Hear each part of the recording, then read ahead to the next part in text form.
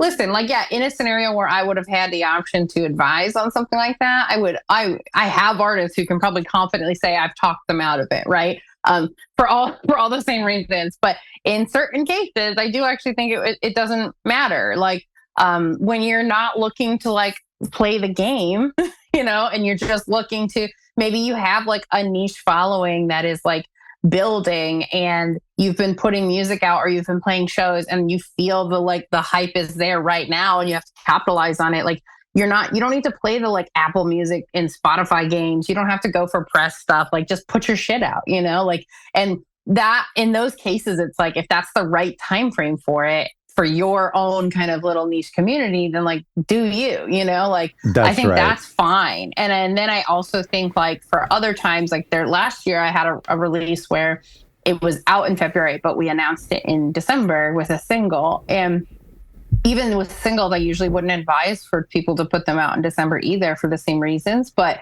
every now and then I just think there's a case where it makes sense. Like, you have a really new artist, a really brand new name for most people. Like, yeah, you have the chance of like losing out on some people's attention over like the holiday kind of period. But also, if people are paying attention, you have almost no competition. 100%. Yeah, that's right. The amount of coverage of new music that's coming out is really small. It's like shrinks down. Like those lists that you see every day or whatever. My dear homie at Brooklyn Vegan, who does his due diligence with his lists every day of all the new music that came out. That number can range, but in the busy times, it's over. Sometimes I've seen it probably push over 100. Wow. And in the quieter times, that can be 9, 8, So it's like, if you're a new name and you're trying to get like, put a real like stamp on some shit and let people know before the holidays come that like, I have something on the way and it's going to be something on the horizon next year. Pay attention to me. That's not a terrible time to do it. It's like really just like your goals and your perspective has to shift a little bit as far as like, what, if you're playing the industry game, then that's not the right time to do it. But if you aren't playing that game and you're kind of playing your own in some sense, you're building your own thing and your own following, then like the rules kind of go out the window, I think. I love that. That's something that people should probably keep in mind, like for everything, not just for December. And just to kind of bring our listeners up to speed, because I forgot to grab my mic. I was just so excited to talk to you. So the question was missed, and that was about releasing in December. So that's kind of what we're talking about right now. But I think it's interesting because you're saying it could work for everyone, because from an established artist perspective, I remember Francis and the Lights did a release on New Year's Eve a couple years ago, which I thought was cool because I don't really do anything for New Year's Eve. So sitting at home and listening to a new record, it was a nice night. It was kind of cool. And in the same way, not everyone celebrates Christmas, and not everyone does this thing where they shut off and then go spend time with family for Christmas. And so you are, like you're saying, whether you're an established artist, and it doesn't matter, your audience will drop everything and listen to you no matter what day of the year it is, or you're a little artist and you're going to be a big fish in a small pond, or a little fish, I don't know what it is, but you got the month to yourself potentially. I love Pretty that. much. Yeah. And I do also, like, another great example would be Jeff Rosenstock put out his album Post on New Year's Day. Right. So it's just, like there, it can work if you have, like, it's all about your expectation of it and your goal for it. And if you're playing your own game, then like, who the fuck cares when it happens? Like just do it when you want. And that's why, like, I work with bands who will, like, they put their album out on like a Tuesday, they put their album, they don't follow the rules, it's just if you, that's a game, that's a choice to make. And if you want to make that choice, that's fine, but it's not like a mandatory thing. Like, put your music out when you want to, it's fine. It's just all about your expectations of it. So. Let's address what's happening right now. Now, I mean, on one hand, like, this show has always been evergreen. And I mean, we talked 3 or 4 years ago, and I think a lot of what we talked about still applies today. And I don't really have the resources to be like a current events culture blog, but there is like uncertainty happening, at the time of recording this, there's uncertainty with Bandcamp. Social media has been like all over the place in the past year to 2 years. Like, we don't know which platforms to pay attention to, which one is going to leave us, or where we're getting the attention from. A part of me thinks, though, because I've been doing this for a while, you've been doing this for a while, that this is just another season of change and we have to adapt and we have to find new tools, and there's really nothing new under the sun. This is just how it was when iTunes came on the scene, and then when iTunes left, and then all the different things that have happened over the past 20 years. I'm generally asking, is this like a different time right now, or is this just another time where we all have to pivot and learn something new in our jobs? Yeah, I think that it's like everything is so case by case anyway with this work and this whole hustle, that like you can't ever fully like say something is one way or another. It's got to always be adaptable. It's got to always be like willing to change and grow. And like you said, it's like, I'm with you. I think it's like tale as old as time. And it's just like, when I see people, there are factors that are different, obviously. Like there is an obvious change in the basic media landscape of like where money is going, where it's leaving, where layoffs are happening, who's still in print, who's not. It's chaos, and it's much worse now than it has ever been. That's a fact. I'm not going to beat around that bush at all. I remember, literally when I first started working in PR, I could I probably had something like, I work punk music for the most part. So I don't have a lot of major national writers at any time that I can really lean on, because not a lot of people are into that up there. But, I could probably say I had like 40 to 50 solid people who were at like real publications and with real weight could actually do stuff and contribute to a, successful campaign that were receptive to punk. That is easily down to like under 10. Like that is that is easily not near, it's not even close to what it was. But for me, as that happens, right? Like naturally over time, people lose jobs, people give up, quit, whatever. They, do their own, make their choices, get laid off most of the time. They, whatever changes happen. If I just stay mad and in that unfortunate situation that this shit is crumbling around me, and I don't purposely and like intentionally choose to adapt and figure out something else, then I'm going to hate this. This is going to be terrible. PR is dead. Media is dead. That's right. That's a very natural connection to make. But I feel like the only choice you have in those moments is like, okay, that sucks. I still like that person. I'm going to stay connected to them and make sure I see what happens next for them. But I also now need to think about whatever publication it was that just folded or whatever the thing is, who is maybe it's a younger person who's taking on that role, and I got to find out who they are and connect with them. Maybe it's they're choosing to do more, social media type content. Okay, cool. I have to adjust in my brain how to approach them. Like, oh, they have a freelance budget freeze, and so there's just 2 people writing. Like you have to factor in all of this stuff in order to like have it make any sense, but it's definitely, I wouldn't say it's like any different. It's just, you have to be able to change with whatever's happening around you. It is definitely a little bit bleaker now than it's been before. So I'll give it that, but it's my approach, my response to it is no different. It's just me seeing like, okay, I have less people to really work with on a traditional level, so I need to start thinking untraditionally. That's right. And hopefully old opportunities are replaced with new opportunities.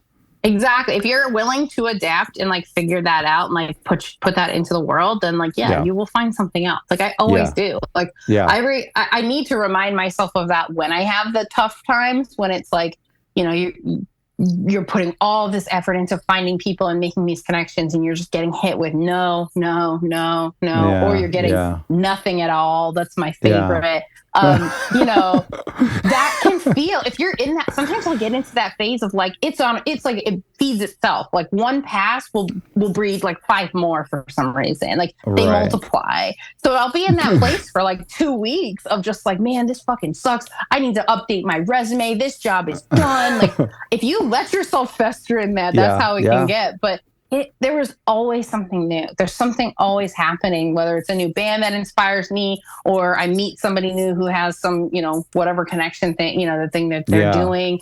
Something always comes back. It always comes back around. So it's just, Speaking of something new, I love your glasses. Listeners can't see what you're rocking here. And that's really the problem.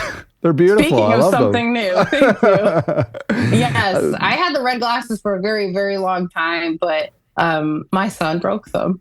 Oh, So, yes, that's happened to me too. Yeah. yeah, so I had to finally upgrade, and then I was like, well, we'll just change glasses every now and then. It's fine. Yeah. They look to kids, they look like toys. Like they bend and they fold and they're plastic and they're colorful. So Yep, yeah. pretty much. Oh, they look great. One of the things I've been preaching email lists for a long time. And I know you like email lists. I get your emails all the time. And I think people are starting to get it, especially now as like, you know, it's just one of those things, knock on wood, it's one of those things that like a billionaire can't take from you and things just can't really change. And so you can touch on that a little bit. But I do want to ask you about what are the more permanent ways that artists and labels need to be connecting with their artists, email being an example. Are there like other examples? I mean, I can't think of others other than email, but I'm just curious. Are you looking for some of those avenues that can't be taken from us so easily? That's a really interesting question, I guess. I hadn't really ever thought about like these, I guess in recent times, we're seeing how like Twitter has just completely changed in how it's functioning and everything, and all the algorithmic stuff. It's just like completely changed how everything is. So it's like at any given point, anything can just disappear. So I've never thought about it like that because it's like so commonplace that nothing lasts. So nothing good stays forever. So it's just like that feeling is, maybe I just believe that really strongly in my life or something, but I don't know. Do you remember, sorry to interrupt you. I just want to throw this at you because we're probably from the same, but I remember, do you remember Facebook when Facebook had like, if you liked a page, like if you liked a band's page, that anything they post, like this was before boosted posts. So like anything they post, you would just see in your feed for free. And that was like the golden era. And I think that was like the first time when they're like, actually, we're going to take this away from you and charge you a lot for it. That was the first time I realized, we don't own these nice little storefronts that we're displaying our music in. We actually don't own this anymore. Sorry to interrupt you. Please but continue. That's a super good point because you're right. For me, it was like MySpace and then when we got Facebook when I got to college, but it was like you had like, if I opted into being a part of following a band on social media, I got their posts. It was like an email list. It was a direct thing. I saw them on time when they were like I saw them in chronological order. That's right, the chronological. And it was like that was a really special time. Luxury. And I don't think I ever realized at the time that was not going to be the way it was. No. And then, years later, I'm not just a kid on social media. I'm like somebody working who has to pay attention to this stuff. And you start to find out every year or two, and with more frequency in recent years, things change. And some aspect of that thing is not going to be the same as it was. It's kind of like having a kid, if anyone.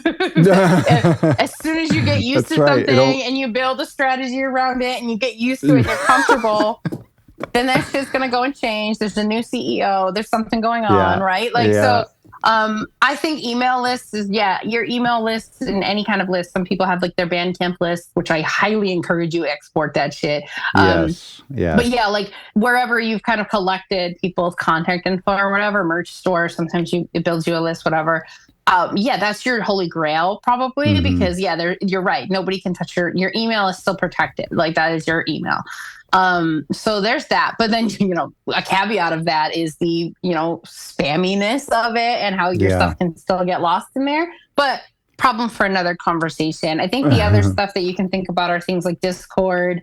Some bands have like physical mailing lists where they are able to I work a band who they're going on probably, it's gotta be close to like 30 or so zines they do once a month, and they just mail out a zine, and they're able to just like have this communication portal with their fans. That's like when the time comes, they have multiple ways of letting them know what's going on, when there's news or when there's new music or tour announcements or whatever. So there's like anything like that. Like I primarily see people utilizing Discord, but if there's any other types of like communication channels, and communities that you can have where people are opting in, and like they can see everything. They can scroll all the way back and go chronologically and follow that whole conversation. So like those are the only places where you can guarantee your shit's going to get seen by the people who are choosing to see it. I mean, things like your Patreons, your newsletters all kind of fall into the same categories, I think.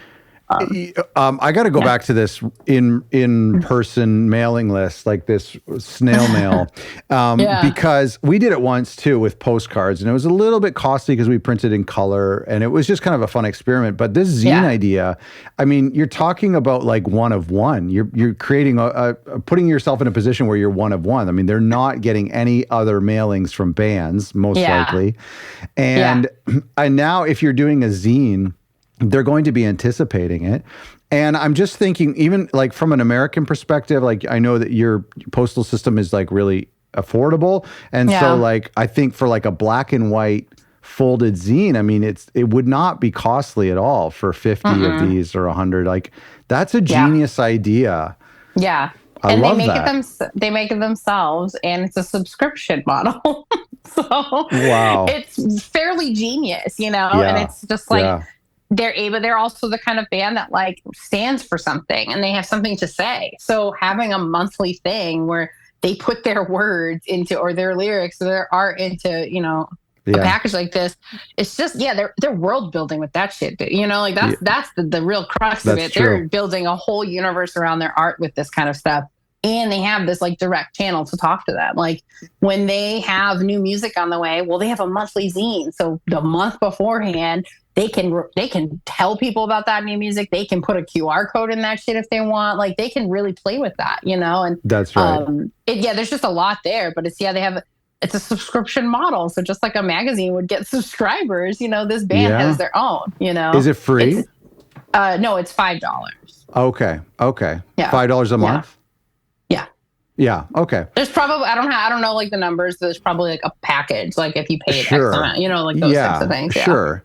No, and I think even that is something that I could see people, being like, I would have no problem with doing that. And I just think for me too, like my age, it reminds me of when bands would do that, like fan clubs, and you would pay money, and you would get a newsletter before they went digital. So that, I mean, I think there's something nostalgic about it too, but I also think that there could be a model where it's free.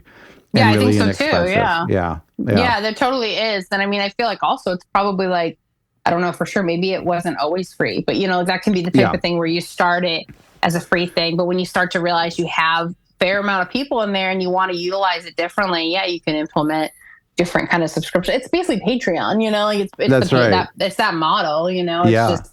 And some people utilize their Patreon in a similar way where like their baseline, subscribers will get, a certain little thing, knick-knack or whatever every month or something. They still have that as an option. Well, and speaking of your Bandcamp export that you were talking about, you can, for labels especially, you can export all of your sales data for physical sales, and you have your mailing addresses of people. And unlike spamming people's email, I'm sure like you can send a postcard without their permission to their house. You know what I mean? Like if a label wanted to kind of do something like this, I don't know you might want to get permission, but I just think like you have those addresses already.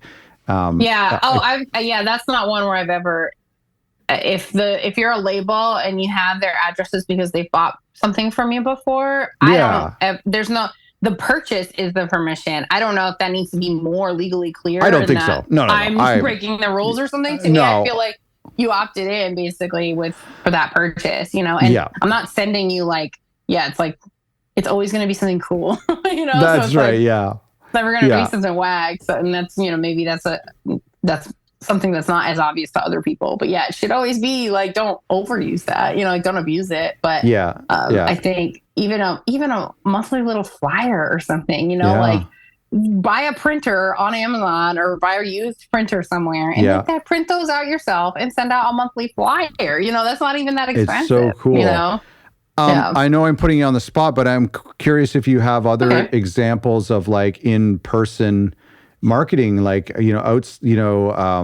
out of home, like this type of thing that like, because all of us think, anybody who kind of grew up in the Instagram world, it's like, okay, I got to promote something, go do a story, go do post it like a graphic on Instagram, which just probably doesn't get seen anymore. But like our thought is, let's tweet, let's hit up those channels.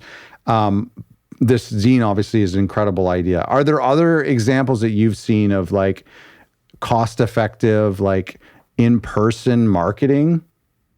Yeah, I mean, it's you've got to look at like the specific artist, the specific things they're talking about, their universe sort of, and like put Hmm. yourself in those shoes, I guess. Um, but yeah, there can be things you can do like in-person listening events is something that Hmm. I see people do a lot of, and like sometimes the bands are there and sometimes they're not, like it's just like Yeah. and Yeah. it's just thematically tied to the music. There's stuff like that. There's billboards, obviously not cost effective, but there's the idea of just like something out in the world that physically can be walked up to and taken a photo of, even if it's just a flyer on a pole, like it Yeah. doesn't really Yeah. matter, but like that's a visual that people will see and stop and be like, it just makes this like unspoken connection in their mind that like this is out in the world and not just in my phone, even though Yeah. they're I looking know. at it on their phone, it's like that visual connection of it being like in the streets, sort of. I mean, you can do like, it just depends on what you're dealing with, as an artist. I Sure. wouldn't say the baby band that nobody knows about should be out on the sidewalks of Sunset Boulevard stenciling their logo. It's like that you Yeah. can do that if you really fucking want to, Yeah. but it's Yeah. like the crux of it, and even for like established artists, but the crux of something like that is less in the in-person recognition of it and then looking them up on their phones. It's or even scanning a QR code in person. It's Yeah. pretty much never going to happen. What it is it's the photo taken from further away of the thing on the ground, the stencil on the ground, or the wheat pasted posters on the side of the street, or the billboard, or whatever. It's like the connection you make is less in the like in person thing and more in the like how it translates online. I tell my bands all the time, like, if cool stuff is happening while they're on the road, how the fuck do anybody else know? How does any of us know about it? Like we don't know Yeah, that. that's right. I have a band who just had Haley Williams came out to their show, and Wow. they got a great band selfie and picture with her and all this stuff. And Yeah. it's like, yeah, like if you had just came out and said this happened, we were so overwhelmed we didn't take a photo, whatever, people are still going to be stoked for you. But the fact that you had the photo, it was just Yeah. like, yeah, like you have to think about that. Like not everybody's going to know the dope shit that's going on, so you have to Yeah. find ways to bring it in. So I think with the out of home and like anything you physically mail, like the zine is a little bit more specific to a person who really likes this band's ethos and Sure. believes in it, and like there's good writing in the zine, so it's a little different. But I think like I have a band right now that I'm working on an idea we have for the holidays, which is, they're announcing their album before Christmas, and then it comes out next year. So to keep their name sort of popping up on people's feeds over the holiday season, instead of putting out music or anything, we're talking about like a little postcard campaign, or like people will Nice. fill out, we'll put up a landing page, you fill out your Yeah. info, and then you're going to get like a really cute holiday card from this band with like a preview clip. You can scan for a preview Yeah. clip or something like Yeah. that, whatever. But the picture will be like a kitschy holiday photo or I love something. that. So that way it's like, yeah, I want people to receive it and scan it and listen to the thing or whatever. I want them to do the action, right? But I really want them to put the little holiday photo up in front of their like Christmas tree or whatever, and take the picture of it and put that shit online. Or and then when they put that shit on their Instagram feed, they're throwing the clip of the new song right there on the post. That's Yes. what I really do it for, right? Yes. So Yes. it's always coming back to the perspective stuff. And it's just like, yeah, like look at this stuff differently. Like, so anything you're doing physical, like, yeah, there's a cost associated with that. And whether it's as cheap as printing it from a home printer or a billboard that you have to pay for on Sunset Boulevard, I think having the right perspective when it comes to just like what you're going to get out of that and what you hope to see happen. And with stuff like big as billboards, I always encourage people to like, yeah, don't wait for it to happen. Make sure you make it happen. Like make the combo start, If you spend that much money on it, guarantee that shit's going to pop off.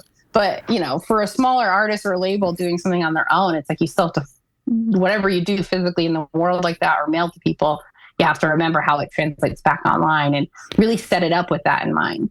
That digital content from analog content is such a thing that people are missing, and I'm glad you're bringing light to it. And I mean, the billboard is a great example. I've never bought a billboard, but and I mean, Sunset Boulevard, I'm sure they're expensive, but for a small town in Ohio, it might actually be somewhat affordable. Exactly. Yeah. And if you're taking that photo and then that photo goes worldwide and people are going, oh my gosh, this band has a billboard, either they're being tongue in cheek and it's funny, or like we start to think maybe I should check this artist out. And I've seen people, big labels, big indie labels, posting their billboard, of a new album, and I don't know, it brings a bit of credibility, even though obviously it's paid for cred, but. Yeah. I think that's that connection between the analog world and the digital world is so overlooked. It's what I tell people about pressing vinyl. It's like, it costs a lot to press vinyl, but like one of the collateral benefits is like you taking all these super sexy photos and all your fans putting it on their Crosley and dropping the needle and posting that on Instagram. Like it's almost worth it to give the vinyl away for free just for the content you get from it. Yeah. Like it was funny. I re-listened to our first conversation from 2020. Oh, you did homework. Myself. Yeah, I did. I'm like because I give advice publicly often. Yeah. I to look back at what I say and be like, that's right. Do I still agree with myself? That kind of stuff, and challenge my thoughts on it. And so I went back to it, and it was a similar thought came up where it was just like, I forget how it came up, but the idea of just like, nobody knows what you're doing if you don't tell them what you're doing. And it's just such an obvious thing. It's such an obvious thing, but like, we talked about like how getting someone's, like seeing those posts come up and having that frequent form of like name recognition, visual recognition, whatever, like that is all still something that is so important. So yeah, like a post of somebody receiving their vinyl, a post of the label with the bird's eye view of it being pressed that they got from the pressing plant, like every little kind of moment you can create for connection. We talked about it back then and it's still true today. And in fact, like it's the main point of advice I give bands. Like it went in doubt, like, oh, what now? What do we do about this? How do we keep people's attention? It's like, just keep making shit. Just keep coming up with stuff. Like you need to create as many moments of possible connection as you can. And that's what this kind of stuff is. It's just like, you have to think about every little thing. It doesn't all have to be TikToks. Nobody's telling you to just go do that. Mm-hmm. Like it's everything from a new single to a tour announcement to press coverage to, and then somebody, another artist tweeting your song out and you sharing it, hanging out at practice, a press photo, clip of the vinyl being made, a picture of a billboard. It's all count. Those are all the things you're building. Like, but that's like the main thing of a piece of advice that I've been giving people is just keeping this like very consistent and busy calendar, because it's like you have to just create these moments of potential connection. And if it's a billboard or it's something online, it's like you have to just make sure it's translating into every space that you're in. The classic post that always makes me jealous is when a record label will be going to the post office with a pre-order and they'll take a picture of how many pre-orders they have. And I'm always like, and it's like 50 or 60. It's probably less because they're big boxes. They just look like a lot. Yeah. I'm always like, oh, my pre-orders are like 2 or 3. Like, I have to like stack empty boxes. Well, if you just wait, if you make people wait several months for their product. That's right. Shipping the pre-orders from last September. Or just take a photo of like the mailers before you fill them. That's right. Yeah, that's right. Yeah, that's it. Get creative. And I think there's a level of that where like it's funny, but I also think people run into that too sometimes where they feel like, I personally am a perfect example. I preach a lot and I give a lot of advice, but like I'm never really doing this kind of content on my social media. Like I don't have that in me. Got to be honest with you. I know a lot of my bands don't either, and a lot of labels don't, and they don't have the time or the energy or the natural skill of just knowing, I want to make this type of video and just making that shit. Like that's not a skill that everybody has. So it's like, I say all this, but I also know how hard that is. And like the easiest way to do it is just to find your own authentic voice with it. It doesn't have to look like what anybody else's looks like. It has to feel normal to you and natural to you. If you're a writer, bam, pop that newsletter off, baby. Like make that mailing list your bread and butter. If you're more of a video person and you like to film like selfie videos talking about your stuff, whatever, boom, you're going to fit right in. Like it's just figuring out what your thing is. If you're a label and you're like, well, we don't really care much about us. We want to focus on, we make really special looking vinyl. We always have something unique about our vinyl, whatever the color is or the print or whatever. Cool. Then you have a fucking aesthetic ass vinyl feed, you know, like whatever your voice is, that's the most easiest, natural, second, nature type of thing for you. That's what you can build this all around. When it comes to social media, are you suggesting that quantity is better than quality? If you had to pick one? Well, okay, let me explain this, because when I say social media and when I say a band needs to be on social media, most people are going to think they have to script a TikTok and they have to shoot a viral TikTok. What you're saying is 10 stories or one story per day of you just doing life or doing something that you're comfortable with, as opposed to one viral TikTok a week or a month. What are your thoughts? Sure, I got you. Yeah, I'm never super specific with number type stuff. Like I'm not the one, like I'm sure there's other people you can hire, but I'm not the one who's going to be like, oh, you have to do this many posts at this many hours at this time. I could give a shit less. I don't give a fuck. I know there's best practices. I don't care about it. Yeah. What I think is most important for the types of artists I deal with and the types of people I work with, it is just getting off the ground and just doing it and getting the consistency. I don't give a fuck about best practices. If it feels militant and forced and like you have to do it a certain way, you're not going to do it. That's right. Yeah. If it comes naturally to you, you're already doing it and you don't need my advice. If it doesn't come naturally to you, then trying to fit yourself into the box of what the people who are constantly on there are doing, it's not going to work for you. You're going to try that. You're not going to see immediate results and you're going to give up. Yeah. These other people went into it differently. I don't know how, I don't know why they're made differently, right? Like we can't compare ourselves. So I think it's just like less of like giving people specific prompts as far as like, you have to have something posted every day. I speak more like the calendar needs to be full in the sense that like, you just have to have shit going on. It doesn't need to be every day there's something on the calendar. If you've got like, I give people generally like, you need to have something you're talking about once a week. That's it. Give yourself that very bare minimum of for every campaign I'm doing. And if I'm talking to labels, then for every campaign and every release we have, once a week, we're putting something unique into the world about that release. Whether that's a lyric post, some of our favorite lyrics from the song, or an interview that ran, or a new pressing of a vinyl we're going to talk about. Just find something, And if you're the band or the manager or the people behind the scenes kind of building that campaign out, well, this is what you're working on, right? This is what you're like, those people's jobs is like to, fill that time frame with stuff, Do you think that's so hard for us who grew up with the traditional album rollout, as with U2 would show up, they would do late night, they'd do a couple interviews, they'd have the magazine thing, they'd drop the album, they'd go on tour, and then they would disappear for 3 years. Do you think that that's like a model we're still subconsciously following?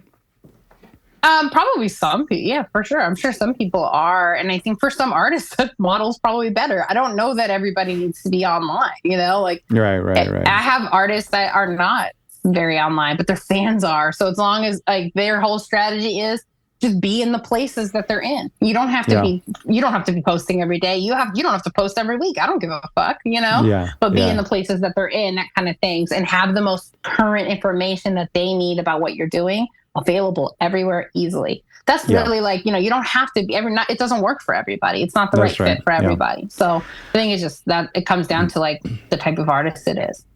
I think that a lot of people are going to feel like you're giving them permission. Like I think a lot of people are going to feel encouraged by like what we've just been talking about this past 60 seconds, is just that because there's just so much pressure. And I feel this way as an artist too, because I know that there's a ton of content I could create really easily that I probably would enjoy creating. But whatever you said, like I feel the same way. It's like I have another job. I'm out of energy.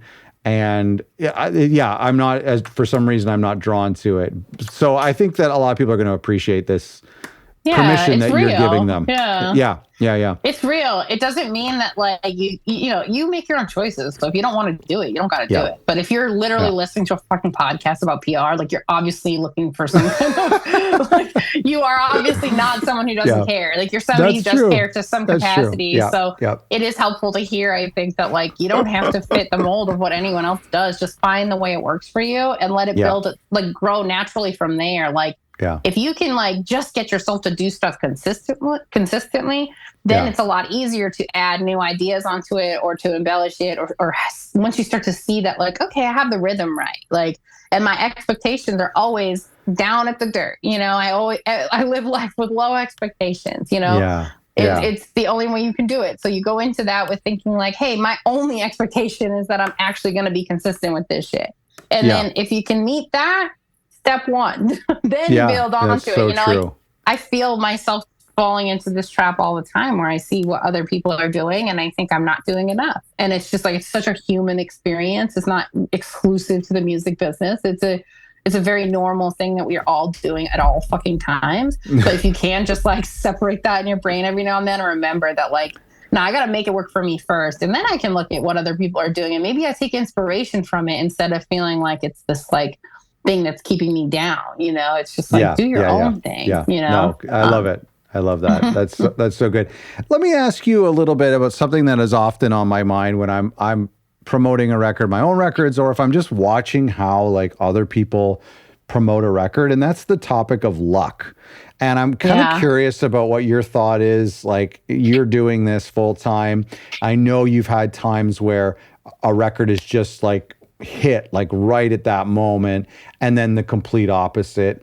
We think back to 2020 and it's like very unlucky for anyone who had a release scheduled in March or April, as opposed to someone who intentionally dropped it at that time. But then at the same time, that summer or in that fall of 2020 was like it turned out to be a kind of a fun time. And so, and if you were to drop a record now, I don't know, it feels dark, but I'm just curious, like, there seems to be a lot out of our control. Do you ever think about that? Oh, definitely. Yeah. I feel like more than ever, it's like things will connect and I'm just like, didn't see that happening. Okay, let's ride, My instincts have been all over it. Like, I still feel like, I've had to kind of adjust the way I vet new, projects to work on because of it. Because it is one of those things where, like, maybe like if it was like 5 to 6 years ago and I heard something, I would have probably worked on it back then, but now I maybe wouldn't, So there's just like, it's changed enough that like I think about it for sure. Like, but sometimes things just don't make sense anymore. Like I've never been able to apply the exact same formula to everything and see it ever work. Like, that's totally been true forever. And if anyone's finding success with that, that's crazy and I hate it. But it's just like, it's never been that way for me anyway. So it's just like, now more than ever though, it just feels sort of like, like I don't actually even know what people are going to like anymore. Like I send stuff that I think is like a shoo-in that has like all the best. The music's great. The story's great. They've got great content. They've got great touring, and not a single writer wants to talk about that shit. Not a single. They don't give a fuck. And I'm just like, okay, interesting. And so it brings up this thought of like, I think, what sparked us wanting to chat again anyway was this idea was like, not everybody needs this shit. Not everybody needs to worry about PR in this traditional sense, right? Like there are bands who like are super fucking successful and never get coverage. Like they just don't get talked about in the media. And it's like, but they have real fans and those fans are talking and that, like there's other stuff at play. But it's just like, like when you're thinking about, is this stuff worth it anymore? It's like, there's no way to know what's going to click and what's not. So it's like, you have to go into this. It's a risky investment like anything else, and you have to kind of go into it that way. So you're in a position that the same, it would be similar to label owners. You're dealing with multiple different artists, and it's very similar to like what I imagine would be like a stockbroker or whatever they call themselves, where like they have a portfolio of successful stocks and not successful stocks. So when I have found that to be the case where if I'm releasing 2 records, 3 records this year, 4 records this year, one is going to, whatever one for we don't know is going to somehow take off. The other ones will be okay. And then for some reason, one's just not going to hit at all. So how do you manage like the expectations of the artists you work with, as well as like, I mean, it's sad to be like, sorry, your record just happened to be the one that was unlucky this year. So like, how do you console them too? I think it's just, you have to be really transparent from the very beginning.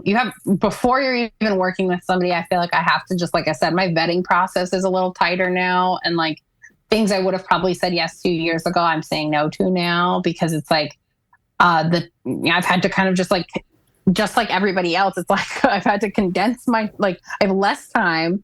So I have to charge more. And it's just like so many things change, right? So I have to look at my time as much more. It costs a lot more to get me now. Yeah. And so an album I would have worked on 5 years ago, maybe today I can't, because it's just like, hey, like, even if you're willing to pay that, I have to now consider, is this all going to be worth it? Am I going to actually be able to make a connection for you? So I have to vet in a much different way. And I'm looking at it like, whereas before I could be like, I'm the emo person. I'll take all the fucking emo you got as long as I can fuck with it, as long as I like it. Yeah. I'll take it. Now it's like, well, I got to find the best of the bunch and the one with the most unique story to tell with, X, Y, and Z credibility that's already starting to grow. I've got to kind of figure out which of those I'm going to work with versus kind of helping everybody. So I think, that's definitely different. But it's just like, it starts with the vetting. And then I think once you've gotten through that, and I've, decided, and I've made that call of like, okay, the music's great, the story's building, I can help it build more, I feel a genuine connection to it, et cetera, et cetera. I've gotten past that part. Then it's like from the very beginning, letting them know the situation, having those early conversations where sometimes they take place before we work together, but like those early conversations where I can be like, all right, what do you know about media and like PR stuff, and like build start the process from there based off of where they're coming from and their knowledge. Some people are like, I don't even know what this is. My friend told me I should hire a publicist, and then I can start them from zero. And sometimes people are like, I know it's pretty bleak right now. We've got an X, Y, and Z coverage on our own. We're looking for a little bit of help, whatever. And like, then the combo goes from there. But it just starts from a place of like very, very transparent communication about what it is and what to expect. And like, basically like how I operate. And because I operate much differently than most traditional publicists, that requires like a lot of upfront communication about it. And I think, my first few years of doing it by myself, I didn't really know what that meant. Like, I didn't really fully understand what I was even pitching people. And so it was hard for me to communicate that. And now I'm so much better at it that it's just like, this is like a hybrid consulting PR strategy situation. This is not traditional PR, because here's what I found, over the years. Here's what I've learned. Here's what the state of it is currently today. Here's how dwindling this kind of media landscape is in the traditional sense. So here's why I approach it from this perspective instead. So from the very start of a project, we are now in clear communication. We know who I'm reaching out to and what I'm targeting.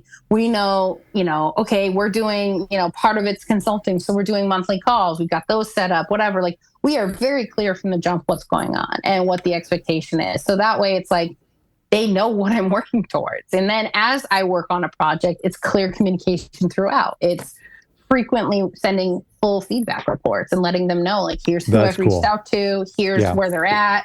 As often as you need those can be delivered. I usually do them monthly, but it's like some bands want to hear more often. So it's like, the second I get an answer or some feedback on something, I'll reach out to the band and let them know, or the label or whatever. So it's like, it's just, it really, the core of it comes down to just being so clear about everything from the beginning and having those goals be just on the same page from the jump. I think that's great advice for record label owners to do the same things with the artists that they work with, Yeah. Oh my God, please. I can't tell you how many bands, you'll never hear it. They will never tell you, but how many bands say, they never hear from their label, or I hear from my label a lot before my album comes out, and then I don't hear from them again. Yeah. Sure. And it's just, it's like, I've had bands telling me that for over a decade. Like, they're still saying it today. So it's like, just like a label or if it's a one person operation, then it's maybe it's a once a month email that's like a recap on everything you've been fucking doing. A lot of times it's just literally like tell the same advice we talked about earlier with social and bands. Like, you're on the road, something cool happens, but nobody knows if you don't post about it or share it somehow. It's the same shit here. Like, if you are working and you're putting hours into the development of a project and a release or a rollout, but you never check in to say, here's what I'm working on and the progress of it, they're going to think you're not doing shit unless you start delivering results. If you don't deliver results and you're also not communicating what you're working on, the other side of it, and I do this as a manager as well, when I have members of my artist team that I'm not hearing from, I'm like, okay, either you're delivering results and I see the proof of it, and therefore I don't need to hear from you that often because I know it's working, or you're not delivering results and I'm not hearing from you, means I don't think you're doing anything. And it's right. like, I think that's so key for labels to do, but I also think like publicists have to get so much better at that too. Like, it's crazy, like how, well, if you're not my thought is, sorry to interrupt, my thought is that if you're not communicating with them, they're going to fill in that gap with their imagination. Exactly. Like, you have to let people know what's going on. Yeah. Well, just the other day, I got this YouTube comment on our label YouTube channel for an album that came out maybe 12 years ago. And somebody just commented, wow, what a beautiful album. It was on like a stream or a track, and it was by a different artist. And for me, like, I see people compliment things all the time. I was just like, okay, cool. Like, that was nice. But like, I should have screenshotted that and sent it to the artist and been like, hey, you know what I mean? Like, that would have meant way more to them than for me, who represents many different things going on in my mind. But that's just an example of like, we see all of these things come in, and there's labels out there who are far more active than I am.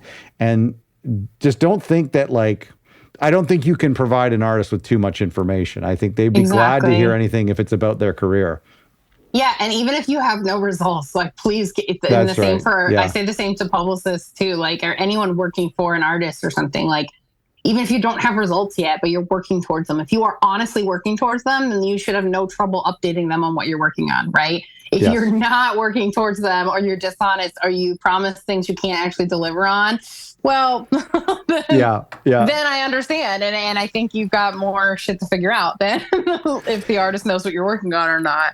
But you have to actually do the work. I may have asked you this last time, but it's been so many years, and it's okay for our people to hear it again. But we've talked a little bit about how you pick a project to work on, but let's talk about it from the other side. Like, when is an artist, or in our case, a label who has an artist, when are they contacting you or a publicist, as opposed to in-house PR, which I'm sure they've all taken your course, so they don't even need to hire you. But like, if, as opposed to doing it in-house or just a DIY artist, like, when is that stage, like, to actually pay the money? Because it's a lot of money if it's done well. Yeah, of course. And you need to, like, the very first thing a label or a manager, like, check yourself first. Like, a lot of PR companies are out there that will just take your money. They don't care if the music is good. They don't care. I've always been afraid of that. They connect with it. They don't care if there's a story to tell. There will always be a PR company that looks legit that will just take it and is not going to care either fucking way. Okay. Like, that's fact. So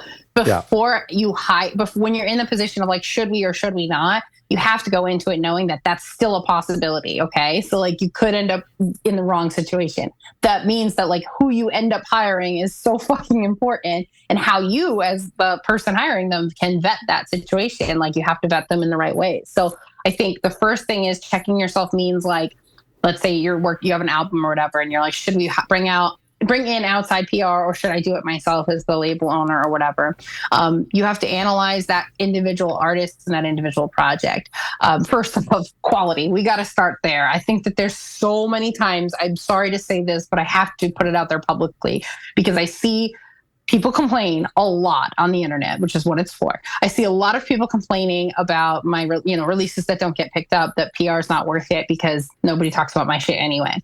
And I go and I listen to the thing, and I understand everyone has their own. I know, but listen, we have to be real sometimes. Yeah, not everybody is good enough for this shit. Like, and there's a level. If you look me up and you look up what I've talked about for almost a decade now, I am so fucking inclusive. It's hurt me in the past. Okay, I think that there needs to be there's no gatekeeping. I lift the curtain up on everything. If you ask a question, I'm going to answer it. There's no reason that information about how to exist as an artist should be gate kept from people just because they don't have the right connections or whatever, or the right clout. Okay. So like, I am not that one, but this is just like, sometimes you're not good enough. And it's like, I don't think that everybody should be spending the $5,000 plus it costs to have a good publicist on a project, if you're not good enough. So step one is we got to analyze the quality. Is this record really good, or do I just like it because of other reasons? And that's fine too. Is it more too niche? Is it produced well? Like, let's get through the obvious shit first, and that it's a good record. You've gotten past that part. Now, does it have a story to tell? Does this artist have something to say around this release, with this music, with this art? Is there anything that we can talk about when we are talking about this album that gives it a more robust narrative? Because if we're trying to hire a publicist in the most traditional sense, they are trying to get people to write about your artist, right? Maybe it's interviews on TV, performances, whatever. But like at the core, you're trying to give people a great little nugget of information to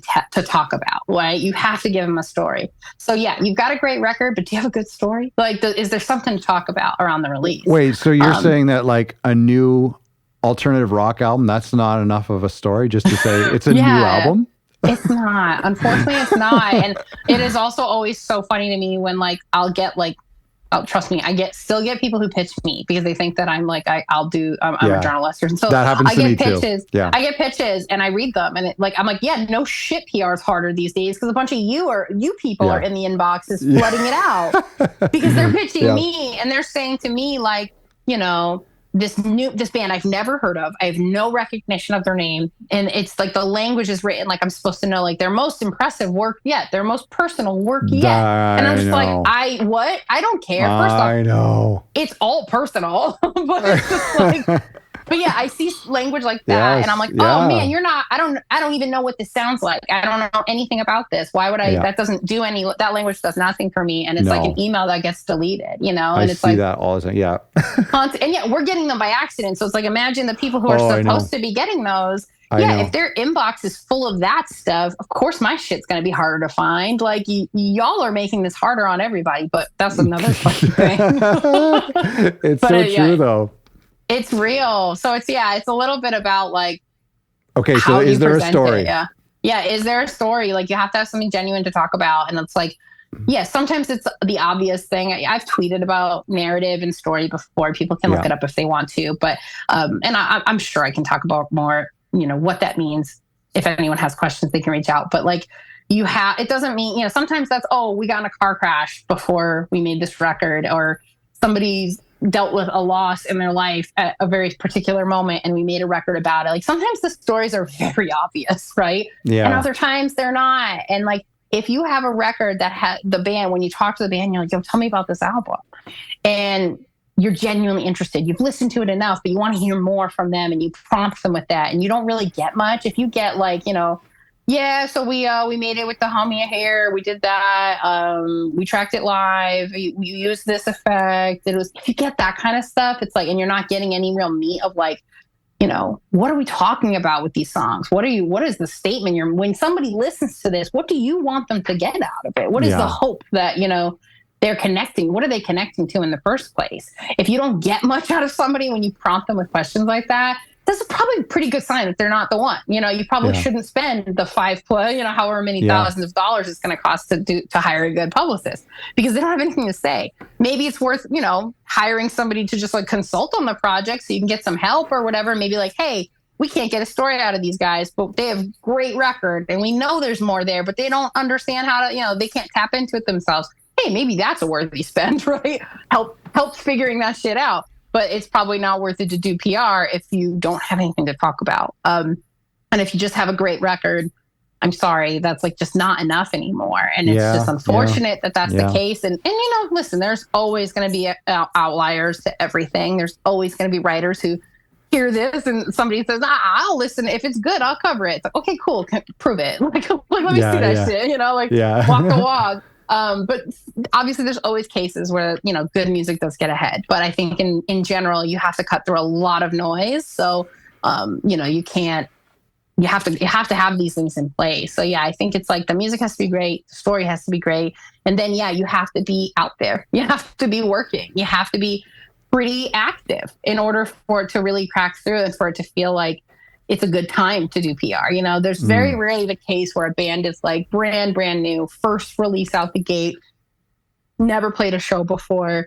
They got a publicist, like, and listen, again, you can always have one. There are always going to be people who will take your word and take your money. But very rarely do you see that actually amount to much in those early days, because it's like, you have to prove it a little bit first. You have to nobody can be working harder than you are, like, this is your project. This is your release. Like, that's very important that they're already kind of hustling on it in a sense that gives that, for me, when I'm considering, it's like, great, I got a great record, got a lot to talk about, different angles, whatever, are already coming to mind. And I see that with or without me, this band is going to be active and doing amazing stuff, amazing. That's huge. Important. Yeah, and I was going to ask you about that. Like, what is the role of the artist once they've got a publicist or their label has? I mean, we even talk about this with our labels. Like, once an artist gets a label, they kind of feel like either they instantly become lazy and like, all right, they're in charge, or they don't want to step on anybody's toes, and so they take that position. So what should an artist do when they do get a publicist? Yeah, I mean, it's just like being in communication with them is good and checking in and stuff. But I think for you as the artist, it's like, just keep the wheels moving, keep doing stuff. Like, this person's job is not to do it for you. Their job is to take what you're giving them and getting that in front of more people and creating authentic connections with it. So if all you give them is an album, I know you want that to be enough. It's not, right? It's only going to be enough so far. I can only get so far with just your music.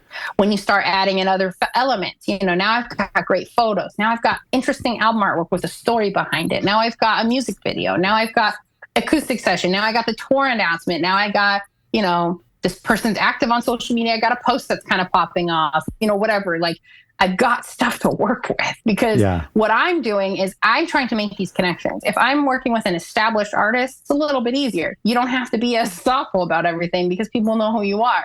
But for the most part, I'm working with people that are looking to get to that point. So it's earlier for them, and people don't know their name. So for me, that first effort may not land. I'm going to need to come back around in a couple of days or a week or whatever. I'm going to have to come back around and follow up. And if I can come back around and follow up with more to talk about, that is crucial, right? Yeah. It can be as simple as like you post. I'm pitching a band right now where they post these like really beautiful, like poetic, like vignettes of their life as like content for their social media. And it usually has the audio of like instrumental of one of their songs in the background. And it's just like a really cool, they're like a road, they're kind of road warrior type people. So it's like cool to see their travels, cool to like, again, world building, right? And like for them, it's like, making sure that I'm seeing that, like, the new song coming up, it's making sure that I'm seeing that, earlier, and like it's the content, they're filling out these ideas of like teasing into the next single or whatever, using this type of content and stuff. Like, I forget where I'm going with this. I'm sorry. No, that's okay. That happens to me too often. That's okay. Yeah. No, I can't keep you much longer. We got to save a little bit for episode 3, but I do want to ask you a little bit about, and we've kind of been talking on this a little bit, is the probably the most unsexy thing that I can tell people, whether it's an artist or a record label, is that building something takes time. And I'm just kind of curious from your experience, and and it's actually really hard to tell an artist, or if you're a label telling an artist that this release that you're working on might just be a building block, and it might not be till the second one or the 10th one. So it's not fun to hear. It's like getting adult braces, right? Like, it's going to be painful and costly, but like it should be worth it. So talk to me a little bit about your experiences now of seeing artists who have stuck with it for the long haul. And again, I just don't want to criticize anyone who's given up for other reasons, like times are really tough. I get that, but there is something about sticking with your record label or sticking with your career as an artist and building something over the long term. Yeah, I mean, that's kind of like the only thing I would like to do is help people build things that are meant to last, right? I don't know. I think it's like when I hear an album, I can usually tell right away, if it's going to be the kind of thing that's like a lightning bolt, or is it like a drizzle? Like, what are we working with here? Like, this is going to be magic and it's going to connect pretty quickly. And no, I can't predict who it's going to connect with or how or when at what times, but I can usually tell if something's at the level where it's like, when people start to hear this thing, it's going to be a snowball, like you can just gauge it based off of listening to it. In the same way, you can have the same reaction in the other direction of like, I can already hear the things that are going to turn not just me, but other people potentially off to this. I'm not hearing I don't have the spark. I don't have the connection. There are times where I'll be anticipating an album from someone. They'll send it to me. I'm excited about the story. I'm excited about their growth. I'm excited about their hustle. And I get the album and I'm like, damn it. Like, it just doesn't do it. Shoot. Yeah. And maybe it's, it doesn't do it personally, but it's my professional, like, I've made this whole business of mine around my own taste. I have done nothing but follow my own guide. So when I hear something that doesn't feel like I'm connecting with it, it does signal to me in a sense that like, well, if it doesn't feel like it connects with me, that means that like I probably shouldn't work on it because I wouldn't be able to convince people to listen to it. And if I'm already feeling a certain way about it, they may too. And it's just like, it's a hard conversation to have any time, but it's just being real. Everything is always good for me. It's just going to come down to the transparency of just like, this isn't connecting with me. And for me to do my job effectively and to give you the best chances here, I have to at minimum connect with this music. I have to hear it and feel like it has a spark. Whether it's a personal thing or it's more like sometimes I hear something and I'm like, oh, I already know fucking 60 people who are going to love this just based off of its sound and certain qualities about it. But it's just like, like sometimes it's the opposite, and it's just being honest about it. And then also, but I think it's key to be honest, but also to approach it from like, as long as it's not terrible, there's still work that can be done most of the time. For PR, I would probably nowadays say just no, because I don't want to waste anyone's money or time. But, sometimes it would be the thing where like, I'll find a record where I'm like, you know what? I connect with it. It's not a slam dunk. It doesn't feel like the one, that's going to catch a lot of people, but it's good. And it's like you said, a building block type of moment. So then I think it's just being real about that and just being like, listen, I think you did a great job. You made a great record. I don't know that it fits with what people are talking about these days, but it fits with what these people are talking about. You have to figure out the language. You have to speak the language a little bit of like, the niche communities and stuff like that. And like, just redirect that perspective to like, no, it's not going to be the one that gets you all the fucking way. But if we do it right and we build on this one, we can go all the way later, like that kind of thing. But it's just being honest. You said the expression snowball. And I think for a lot of younger people or any of us who are exposed to YouTube that takes off or TikToks that take off, that snowball is we expect that to happen this week. Like Sunday night, we post it. Monday, people are talking about it. By Friday, we're rich. But like the snowball that I try to train myself is like, whether it's building a business or whether it's, working with an artist, that snowball should take several years. Do you agree? And it can grow totally. And it can grow very incrementally. Like, it doesn't have to be overnight. Like, as long as it's growing, it's working. And like, if you need it to go faster than that, then your perspective and your approach doesn't align with mine. And therefore we are not a good match, whether I'm a label or a publicist, right? Or a manager. It's just like, like I have always believed in the long and slow build. Like, I want you to be able to live off of this shit and buy a house and have a family and take vacations and like do whatever the fuck you want, because you've built your music career to a point where it's sustainable for a life. I'm not in the business of making people go viral. I'm not in the business of, working the, big indie artists who, that like top tier percentage of people who like, no matter what, they breathe and they get press coverage. Like, I'm not in the business of like creating this like social climby situation, right? Like, I'm here to help you with whatever creation art you give me. I'm not here to judge it. I'm not here to tell you got to get a different producer or whatever. Like, you ask me, I'll answer. But I'm here to say, I like this or I don't like this. And if I do like it, here's how I can help it.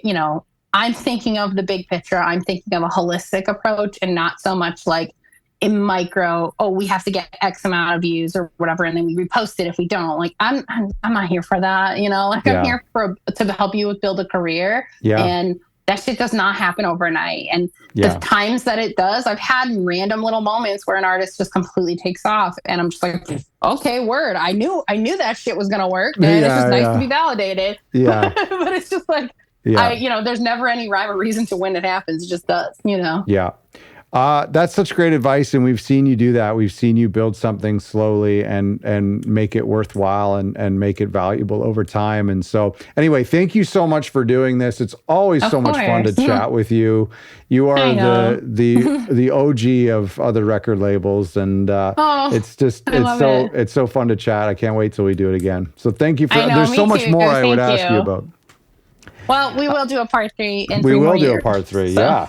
And then we're going to be, you know what we'll do is let's say like in 3 years, let's like rewatch this together, like the director's commentary. Oh, that's a fun idea. And we'll see what has changed and like what are we freaking about in 3 years from now. Right? I love that. Yeah. That's a plan. Let's plan on it. Thank you so much. And I always love talking to you anytime. So